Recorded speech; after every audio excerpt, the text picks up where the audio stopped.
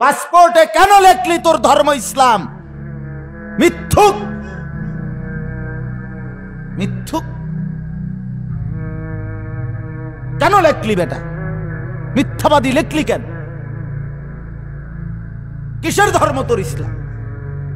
ইসলামের সাথে তোর সম্পর্ক কি বেটা?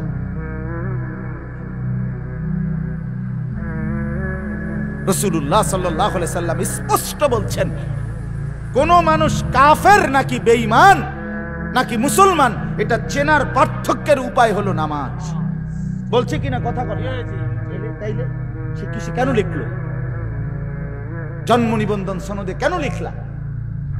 লজ্জা থাকা উচিত বেটা, শরম থাকা উচিত। জিন্দিগি মানে কুকুর বিড়ালের মতো শুধু খানা, ঘুম আর পেশাব পায়খানা আর বেডির রং সাউন্ড, এই না? এর নাম জীবন মিয়া। একটা নারী কি 24 ঘন্টা দরকার? একটা বেডির লেগেই কি আমরা পৃথিবীতে আইছি নাকি? তা আর কাম নাই।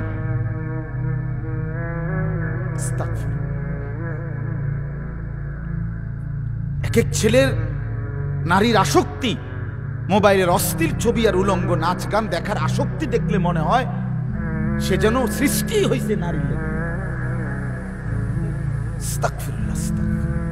বেটা এটা তো কোনো কথা হইতে পারে না। এটা তো সুস্থ স্বাভাবিক কোনো মানুষের পরিচয় হইতে পারে না। আমি মানুষ, আমি আশরাফুল মাখলুকাত, আমি ইনসান, আমি মুসলমানের ঘরে জন্ম নিয়েছি। আল্লাহ আমাদেরকে মাফ করে দেন।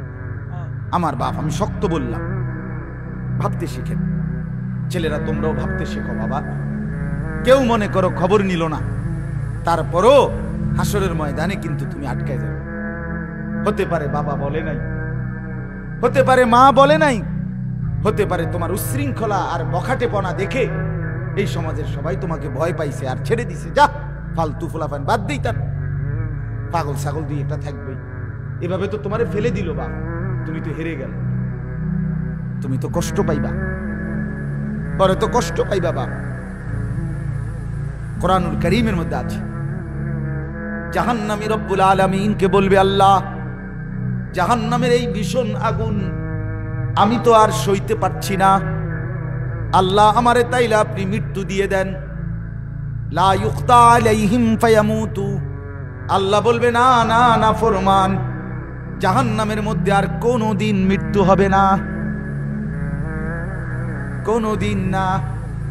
দুনিয়ায় আগুন লাগলে বন্ধু কিছুক্ষণ যদিও চিল্লায়, কিন্তু যদি রুহু চলে যায়, মরে যায়, এরপরে আগুনে পুড়তে পুড়তে যদি পাউডারও হয়ে যায় অসুবিধা নাই, এতে তো মরে গেছে। কথা বোঝেন নাই? কিন্তু জাহান্নামের মধ্যে লক্ষ কোটি বছর আগুনে জ্বলবার পরেও 1 সেকেন্ডের জন্য মৃত্যু হবে না।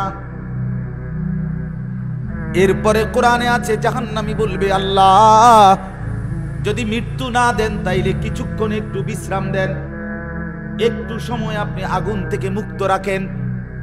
24 ঘন্টার মধ্যে 1টা ঘন্টা 10টা মিনিট, 1টা মিনিট, সপ্তাহে 1টা ঘন্টা মাওলা আমার একটু বিশ্রাম দেন, জাহান্নামের আযাব হালকা করে দেন। রব্বুল আলামিন বলবেন, ওয়ালা ইউখাফফাফু মিন আযাবিহা, না না ফরমান, জাহান্নামের আগুন 1 সেকেন্ডের জন্য হালকা করা হবে না।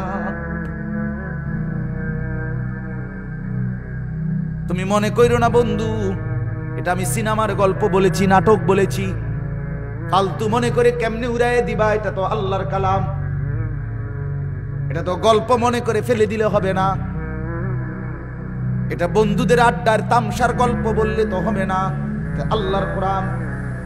রুবামা ইয়াবদ্দুল্লাযীনা কাফারু লাউ কানু মুসলিমিন, তাইলে আল্লাহ বললেন প্রতিটা বেঈমান নাফরমান আফসোস করবে, আফসোস, আর বলবে যদি মুসলমান হতাম, যদি সেজদা করতাম, যদি গোলামি করতাম, যদি আল্লাহর বন্দিগি করতাম। মায়েরা বলবে, হায় যদি পর্দা করতাম, যদি নিজের ইজ্জতের হেফাজত করতাম। আফসোস করবে, বারবার বলবে, বারবার বারবার বলবে, বারবার আফসোস করতেই হবে, আফসোস করতে। এটা আজকে আফসোস করলে, এখন যদি কেউ আফসোস করে, তওবা করে গুনাহ ছেড়ে দেয়, আল্লাহকে যদি বলে মাওলা আর করব না, মাফ করে দেন, ছেড়ে দিলাম মাওলা, চোখের এক ফোঁটা পানি যদি ছেড়ে দেয়, খোদার কসম হায়াত থাকতে যদি একবার তওবা করে দিল থেকে গুনাহ ছেড়ে দেয় আর করবে না ওয়াদা দেয়, রব্বুল আলামিন বলে বান্দা আসমান ছোঁয়া যদি গুনাহ হয় আমি সেটাও মাফ করে দেব। সমুদ্রের ফেনা পরিমাণও যদি গুনাহ হয় মাফ করে দেব। জমিনের বালুকণা পরিমাণ যদি গুনাহ হয় বান্দা মাফ করে দেব। তুমি আইসো আমার কাছে বান্দা, আমি মাফ করে দেব। কাউকে বলবো না ওয়ালা উবালি, কোনো পরোয়া করব না, কাউকে না, কাউকে বলবো না, মাকেও জানাবো না, বাপকেও জানাবো না, তোমার গ্রামবাসী পাড়া মহল্লার কেউ শুনবে না। রাত গভীরে আমি আল্লাহরে চোখের পানি ফেলে ডাক দিও বান্দা আল্লাহ আমারে মাফ করে দেন। আল্লাহ বলে আমি গভীর রাতেই মাফ করে দেব। ইন আতাইতানি লাইলান আতাইতুকা লাইলান, হাদিসে কুদসিতে আছে আল্লাহ বলে বান্দা গুনাহ নিয়ে যদি রাত্রে আসো আমি আল্লাহ মাগফিরাত নিয়ে রাতেই আসব। তুমি আইসো যখন, যখনই আসবা আমি তখনই আসব।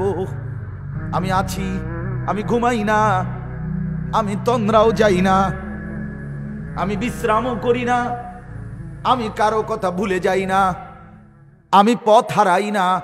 সুবহানাল্লাহ। লা ইয়াদিল্লু রাব্বি ওয়ালা ইয়ানসা, লা তাখুযুহু সিনাতুন ওয়ালা নাওম। আল্লাহ আমাদেরকে মাফ করে দেন।